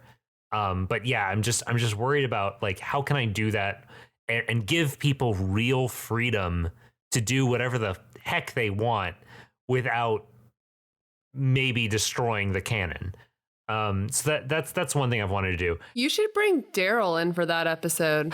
Yeah, he's very good at not fucking up your story. As far as locations, bring in Daryl. Bring in Daryl. As far as locations go, bring in Daryl. I feel like now Daryl's never going to be able to be a guest on the show because of how often this is a topic of conversation, that he's just like a world breaker. He is a world breaker. He actually had a character in our first D&D campaign ever whose last name was Worldbreaker. Nice. Oh boy, I should have him as if I ever do like a new season in a new setting, I should like have him on as the very first person, just to like, all right, let's just fuck up things at the very beginning. We'll just go on from there. Hey Daryl, congratulations on your wedding. I don't know if I'll leave Congrats, this in. Daryl. Yeah, We love you. It was very beautiful. Yeah, we love you. It's a very beautiful wedding, and I'm ambivalent. He's lying. He loves you most of all. I was gonna say Eli loves you the most. Yeah. For sure. What was I going to say? So yeah, most of the locations that I've wanted to introduce in this series, we have already hit on, or I have like episodes already recorded but not released that are going to touch on them. Like we've hit on the Pine Forest, we've hit on Mount Rena, we've hit on Cirque. We've a little bit just sort of adjacent to the old mine, South Bend, the swamps. We are going to go to the Salton Sea. We are going to go to the Three Brothers. Most of the locations we've already touched on. Yeah. So I don't think there's really a whole lot that we haven't explored that I want to. Right on. Yeah. Right on. Does anyone want to ask me this one? That's for Eli. Or what is it? Where is it? I'll ask it. Or Mallory, you ask it. I don't. Y'all don't have to. I just Do you didn't have it know. pulled up or no? I did, and then now I closed it because. I'll ask it. No, I'll ask I'm in it now. I'm going back. I closed it because you guys keep saying that you're up. Oh, now I see all the updates. Okay. I was wondering what you were talking about. Eli, how are you sure Yes. that Roderick is How sure capital are D you? dead? Oh, How sure are you? Sorry, this is why I have to read things in my head several times before I'm reading them out loud. Okay, so how sure am I that Roderick is dead? So I'll say this. How sure am I that Roderick is dead? About as sure as everyone else is these days. You want to know what my actual I'm not joking, even a little bit, theory is? Go for it. Okay. Roderick is the main character. Ooh, boy, I can respond to this. I will respond to this. Oh boy, should I respond to this? Well, you told who the main so character I'll was. go ahead and say He this. could have been lying. Yeah, I could have been lying. I could Ty have been does lying. lie a lot. I will say this. I have done a lot to. I have often been afraid that Roderick has seemed too much like the main character, and that is, I have never intended for him to seem like the main character, and it kills me that so many times would like. When people have like been developing their backstories who are current listeners of the show, they've been like, oh, let me tie it into this stuff that I heard in Sir Roderick's arc. And I'm like, oh, but could you not? Because I don't want it to make it seem like he's the main guy. Because that kind of like, no. Is it just because Roderick's so cool and like such a good character that you fucking murdered? Well, also Hey Ty, do you feel good about yourself? his story arc introduces, like, and I know it's like the first one, but it introduces so much, like, about the religion Yeah. and the Skelletown. world and the Skelly boys, and like, it just made it feel important. You are definitely right. Like there were many times that I tried to introduce stuff in arcs after Roderick's arc that would decrease the importance of Sir Roderick. But every time I did that, or like the seeming importance of him, the superficial importance of him, but every time I tried to introduce that, the players would deftly avoid all of the stuff I'd laid down, with just as an example, because you are on right now, Alton's arc, I really intended to hammer home a lot more religion stuff that would really lay the groundwork that like Lumen was not is not the only major god and major religion of this setting. And I was like, oh no, but you managed to avoid all of my envoys, all of my potential there. Oh boy. Sorry about that. It's rough. Yeah, I mean, that's okay. It worked. It's how it goes. Speaking of Lumen, I just want to mention one thing that was pretty. I don't think Alton's arc had come out in time for the last side character questions. Maybe, but so I think we did mention that I was the one who made up Lumen, and like it could be the religion, and I talked about Nox and how he was like the Satan of the Lumen religion, and then in Alton's arc, Ty, you introduced that Roderick's grandfather was the high priest of Nox, and I think that moment I was listening to it with Mallory, and I was like, "What the fuck?" And since then, we've established more and what that means and all that. But it was just the most wild thing to me that like I came up with this idea and how you took it and evolved it, and that was very fun. Thank you. So that sort of kind of plays into the general premise of the show, which is that everyone, the general premise of the show is that everyone matters. So originally when I started making the setting, my idea was that there wouldn't be strong religions, but you made it clear to me early on that wouldn't really make sense with how D&D generally works. So what I decided to do instead was that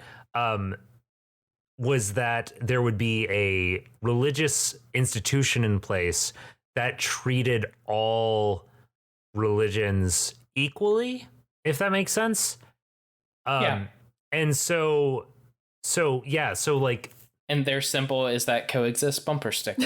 Is the coexist bumper sticker. Yeah, but so like the concept with Nox and Lumen was that all gods in this setting demand worship even if they don't deserve worship. And so the high priest of Lumen, when they retired from that position, took on the role of being the high priest of Nox, because they knew that if they did not take on that role, someone bad would. So they would take on that role to sort of fill the void so that someone with ill intentions couldn't take on that spot. Yeah, we had kind of mentioned that was like a Roderick's family, the heir, the younger one, carried the hammer and was a paladin. And then when his son was old enough, he would pass the hammer down and take up the position as the high priest of Lumen. And then whoever was the high priest of Lumen at that point would become the high priest. It's like a whole chain. And then that guy dies. Yep. I guess. Whoever is the high priest of Nox at that moment gets sacrificially murdered. Yes. And that wasn't part of the rules, but it is now. It is now. We go into that a little bit in future episodes. What? Which, Eli, look forward to it. Look forward to it. You'll Are you hear gonna sacrificially murder? Hey, Ty, is your bloodthirst not slaked? Must you kill all of Roderick's family? Yes. Next question. This will probably have to be our last question. Yes, that's fair.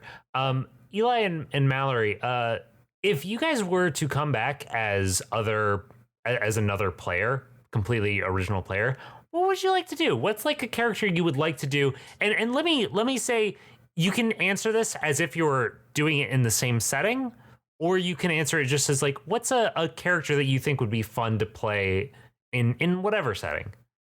So like if you wanted to do like I don't know, like a sci-fi setting, this question might be nonsensical. No, I get it. If we want to play a character, what character would we play? Yes. Mallory, do you want to go first? Within the world of side character quest, if I were to come in and play another character, I don't know why I answered this as if I was answering a pageant question. To repeat the whole question. I want world peace.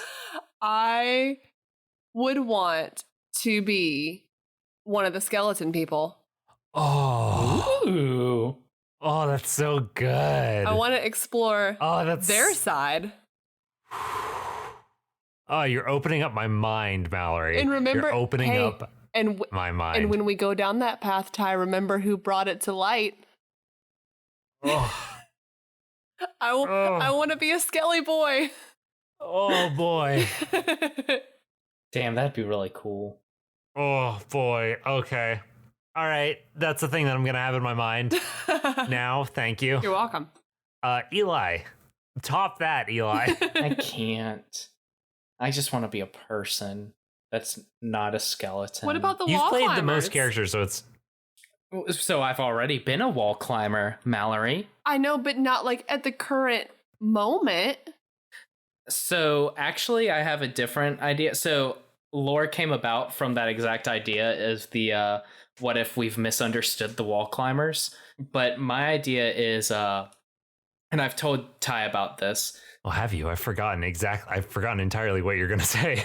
So I recently re-listened to the podcast and have got real into it and got real obsessed with figuring out all the secrets. And I thought, what if I made a character like that?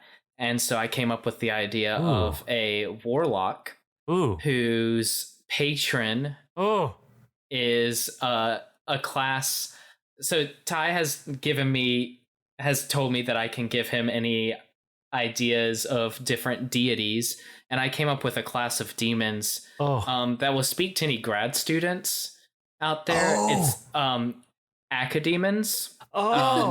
They are demons obsessed with gaining knowledge at any cost. I remember this now. And my idea is that this guy would travel through the country gaining knowledge at any cost. But he'd also be a college professor, but he'd also be a master of torture, but also a college professor. Oh, that's so good. I just like the idea of academons because if anyone who's been through grad school knows, sometimes you have to do dark and terrible things to get degrees. Oh boy. There's no greater demon than academia. Oh man. And that's the character I would play. That's really good.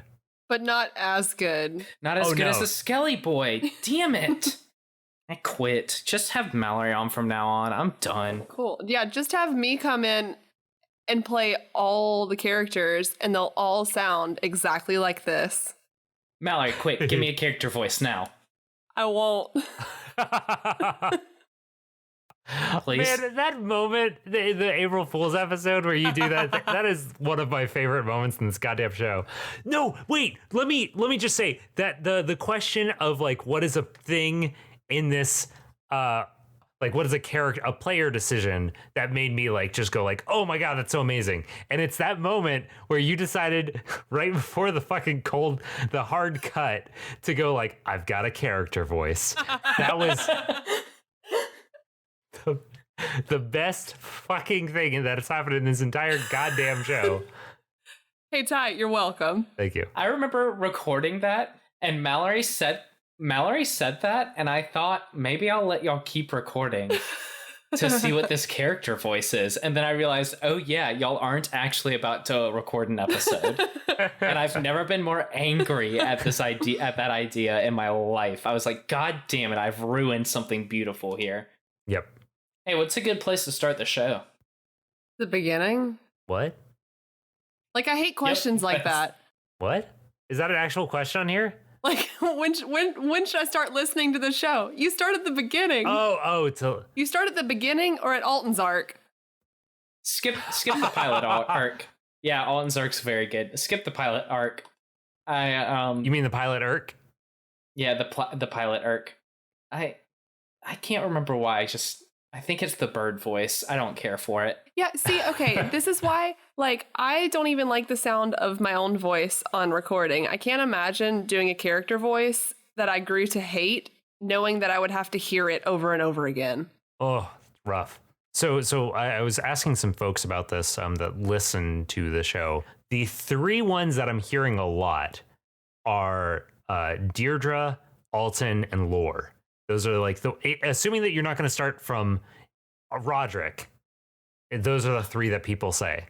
Lore's a weird place to start, considering it's the most recent, and it has the most callbacks. I think the reason they say that is because like the sound effects. Yeah. Because like I feel like it is the most fully realized, And similarly, I feel like Alton is the most fully realized without sound effects. I think Alton's is just the best, and it pisses me off. I tried so hard, and Mallory came in and was like, this is probably going to be bad, and then I listened to it, and I was like, it's very good. Thank you. Yeah, well, the one that you just recorded that you haven't released yet, I feel like was also very good. It was very good, but like it introduced a lot, even though it was pretty short. And it introduced a lot. It introduced a lot about the show, which Eli does not know yet because he hasn't listened yet. It introduced a lot without having callbacks to previous episodes. Yeah. So I think that'll be a very good one. I'm hoping that'll be a very good one to like suggest to people like, hey, this can be your start point because it's only 3 episodes. Or just the beginning. That too, potentially. It could be like a begin in media res. Yeah, I would suggest starting at episode 1. Yeah, there you go. Mostly just because Roderick's a very good boy, and I'm proud of him. He's a very good boy. He's a good boy. Laura's not a good boy, but I'm still proud of him. One final question before we sign off. When you were creating universe and its characters, where do you pull your inspiration from? I'm going to ask you two that real quick. Where do you guys pull your inspiration from for Roderick, Lore, and Alton? Mallory? If anywhere. I need some time to think if you want to go first. Okay, so for Roderick, it was I wanted basic fantasy person, and I thought of Prince Charming from Shrek, but then thought, what if he was a good person? And so that's where Roderick came from. Lore, there was a meme that I saw that said, the text was, what are your views on environmentalism? And it was a picture of the Lorax. And it said, I'm the Lorax. I speak for the trees. Litter again, and I'll break both your knees. And that's where Lore came from. Lore is literally just an asshole version of the Lorax. In other words, you. Yeah. In fact, his name was literally going to be Lore of the Axe. But then I thought, no, he wouldn't use an axe, so that would be weird. Yeah. But, yep. Mallory, do you have anything yet, or do you want me to go? You go, I don't know. Okay. I feel like I didn't have any real, like, a direct, like, piece of fiction that I drew inspiration from. I was just trying to make a character that was very unlike any character that I had played before. Gotcha. And just to try something new. But still a halfling. Ooh, that halfling's important. Well, yeah, yes. I meant like more in personality. Oh, gotcha. When creating the universe of Side Character Quest, I had a few things in mind. One, which I wish I had leaned in harder earlier, was that I wanted it to be inspired by the Southeast, by the region that I grew up in. And I feel like I've been doing a better job of that recently, but like I wish I had started leaning it into it earlier, because I feel like if you listen to Roderick's arc and Annie's arc, you'd have to really pay attention to like catch anything that would hint at this is inspired by Georgia and environs. Another thing is that I was inspired by a lot of like fantasy that is like that has apocalypse like just sort of on the edge of it, and I wanted to do something to subvert that idea, and that's all I'll say about that.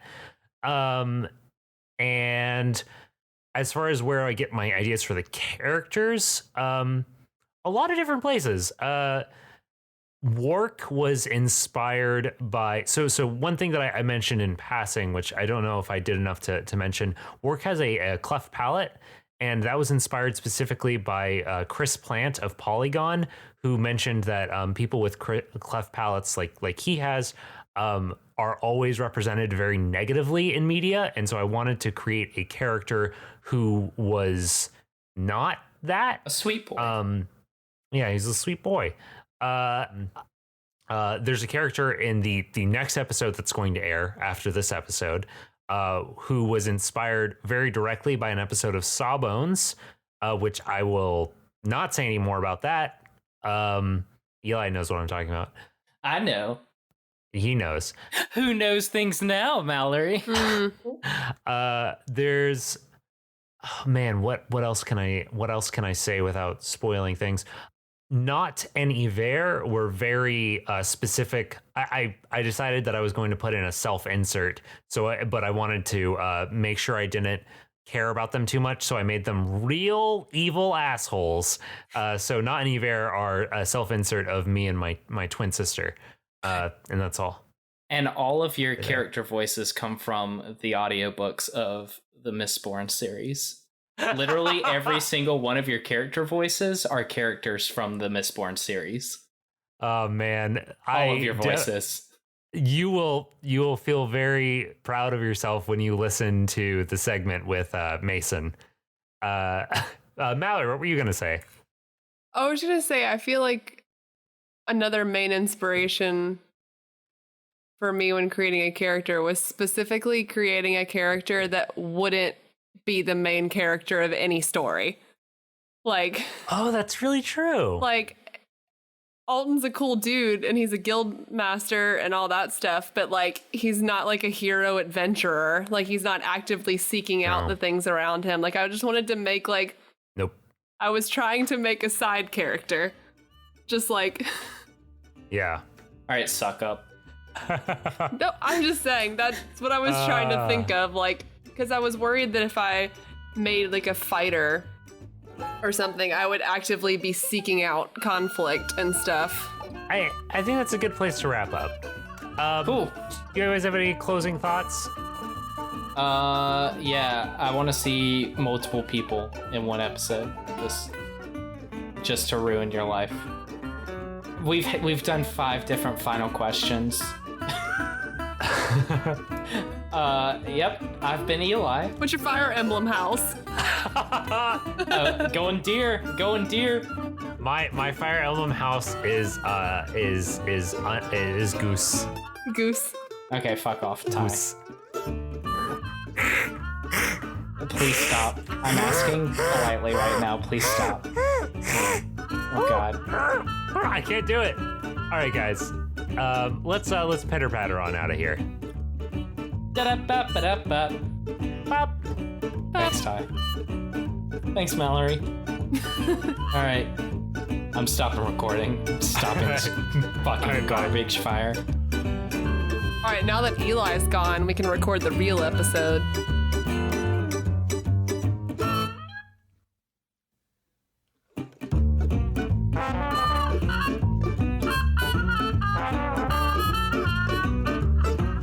Thanks to the Joy Drops for the use of Not Drunk as our intro and outro music.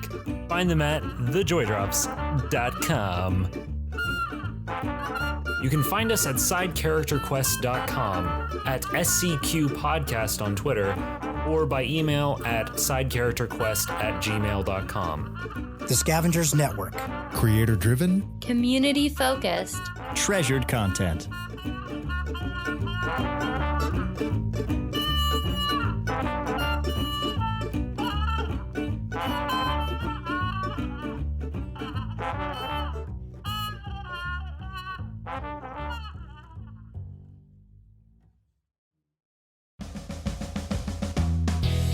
Hello and welcome to FMK All Day. I'm Erin. And I'm Elizabeth. And on this show, we play no holds barred Marry Kill. Yes, it's true. Only we don't bleep out the bad words. No regrets. Each episode is under 15 minutes, and you can find us on the Scavengers Network and wherever you like to get your podcasts. This is going to get cut and put in the bloopers. What's your favorite Pokemon? Hey, Mallory, what's your favorite Pokemon? Aerodactyl. Oh, that's cool. Okay. You pass. Fuck, where's the question? This is great podcasting. I know, I'm gonna cut all this shit out. Sure you are. Yeah. I'm gonna be up at 5 tomorrow. Oh, relax.